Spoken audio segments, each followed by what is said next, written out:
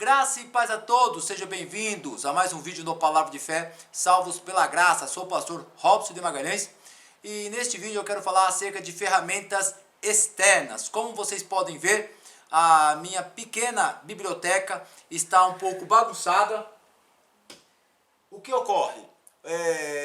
Com a compra de algumas literaturas, o espaço ficou pequeno e eu vou precisar me reorganizar. Então os livros foram colocados na parte de baixo, os livros estão na parte de baixo e vou realocá-los numa forma que eles possam continuar sendo acessados, pesquisados e eu consiga assim deixá-los ainda aqui neste pequeno espaço.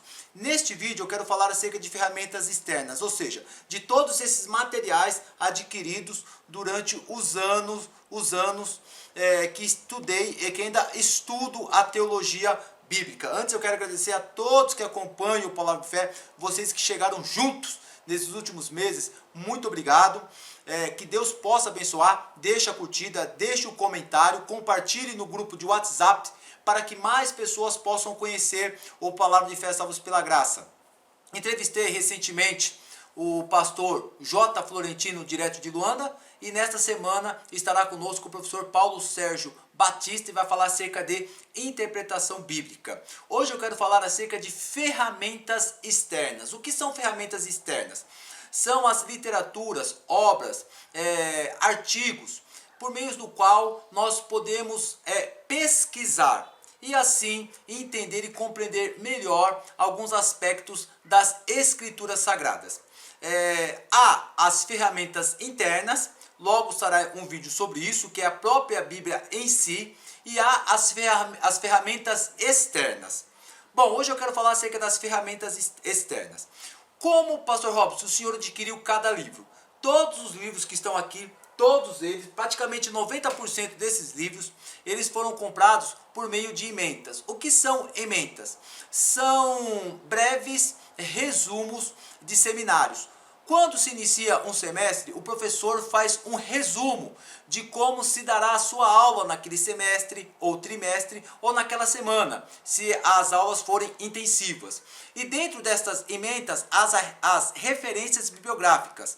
Há as literaturas principais e há as literaturas secundárias. Sempre quando os professores me orientaram dentro das ementas ou em conversas pessoais para poder adquirir alguma literatura, eu dessa forma fui adquirindo à medida do possível, pessoal. É desta forma que eu compro minhas literaturas. E eu queria também sugerir a vocês, para que nós não compramos os livros pelos nomes dos autores. Às vezes nós lemos lá, que nem de Carson, um grande autor. Vou comprar essa literatura, mas ela é apropriada? Nós vamos aprender neste vídeo se realmente ela é apropriada ou não, ok? Então sempre comprem livros, adquirem livros orientados por professores, mestres, doutores, por pessoas que já passaram pelo aquilo que nós estamos passando hoje, ou seja, os seminários teológicos. Nas minhas férias eu adquiri alguns livros, foram literaturas que alguns professores me passaram, como o pastor Johnson, que é o professor de hermenêutica, Paulo Sérgio Batista, que é o professor também que fala da historicidade da hermenêutica, Carlos Augusto Vailate, e Marcos de Almeida e tanto outros que me passaram nesse primeiro semestre de 2020. A primeira literatura que eu quero apresentar para vocês é de Bill. Esta aqui, ó, o uso do Antigo Testamento no Novo Testamento. Essa literatura aqui, pessoal, eu li esta literatura, ela é pequena, tem 135 páginas, dá para ler em 2, 3 dias no máximo. É um livro muito gostoso, por quê? Aqui, Bill vai nos explicar o uso do Antigo Testamento no Novo Testamento. Vai falar acerca de significado pretendido, de mensagens subliminares, vai falar acerca dos eventos históricos interpretados no Novo Testamento como eventos espirituais, e Bill dá vários exemplos aqui, e esse é muito importante para nós entendermos determinados usos. Um exemplo que Bill passa é acerca de Oséias 11, que Mateus narra no capítulo 2. E Bill ele traz vários detalhes interessantes que nos faz entender que o Antigo Testamento só pode ser revelado pelo Novo Testamento. Ou seja, os autores inspirados e supervisionados pelo Espírito Santo entenderam que os fatos, que os eventos históricos que ocorreram no Antigo Testamento tinham um significado a mais. E Bill, ele trata isso com muita maestria e principalmente, pessoal, objetividade e simplicidade, ok? É muito interessante este livro. Um outro livro que o Dr. Ricardo Souza, ele sugeriu, é O Triunfo sobre a Tentação, de John Owen. É uma matéria que eu estive acerca de espiritualidade cristã.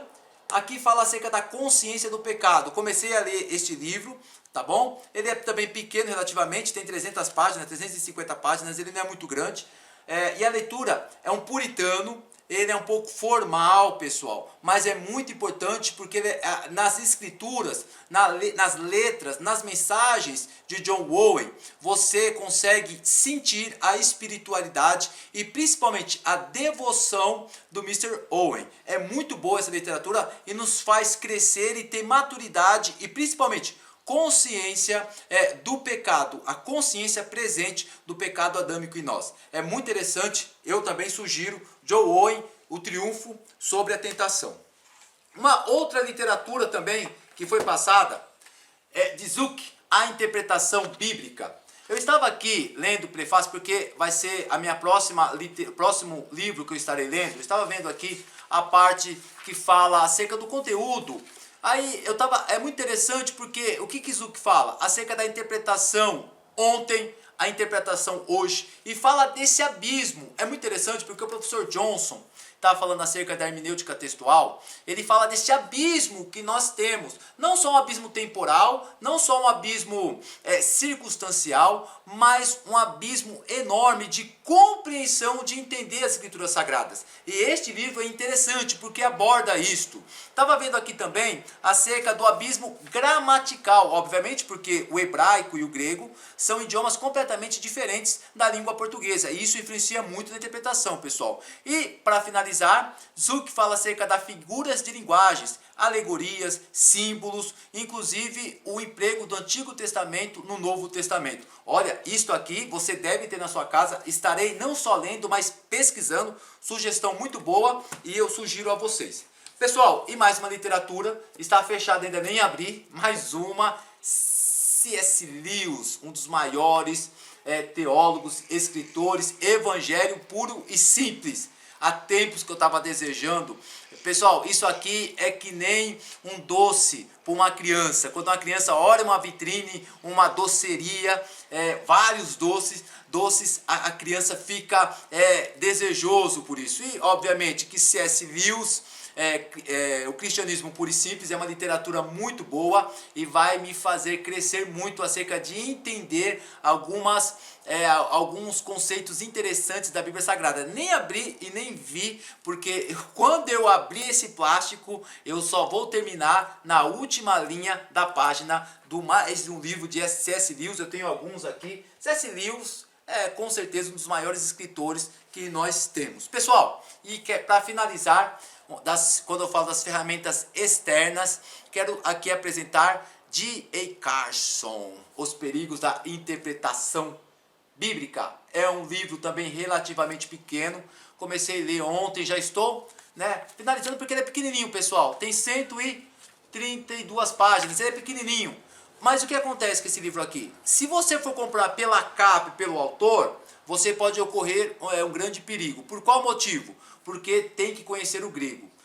D. Carson trabalha muito com aspectos gramaticais do grego, com alguns verbos como auristo, trabalha muito com algumas classes gramaticais, alguns tempos verbais. Pastor Robson, dá para entender?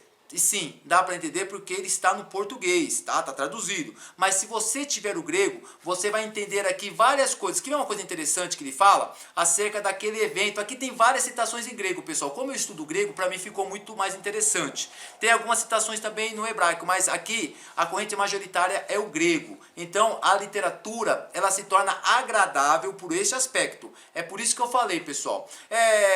D. Carson, ele fala uma passagem bastante interessante, passagem acerca de João capítulo capítulo 21. E é uma coisa muito interessante, porque de Carson ele afirma que são duas palavras semelhantes, não tem mudança nenhuma. Logo, aquela passagem não podemos entender que Jesus estava pedindo um amor diferente a Pedro. É muito interessante, porque de Carson ele afirma que nós não podemos espiritualizar passagens que a própria Bíblia não espiritualizou. E quando eu entendo ali agapau e filéu, que são as duas palavras agapau e filéu, quando essas duas palavras sinônimas, eu entendo e compreendo que de Carson tem razão. É um excelente livro, mas aqui é um perigo se você não tiver o conhecimento do grego. São algumas literaturas de férias, ok? São as ferramentas externas que nos ajudam muito a compreender as escrituras sagradas. Pessoal, muito obrigado, curtem esse vídeo, compartilhem nas redes sociais, adquire também livros, leia muito, que vai te fazer crescer e vai abençoar outras vidas, e você será um canal de bênção para as demais pessoas.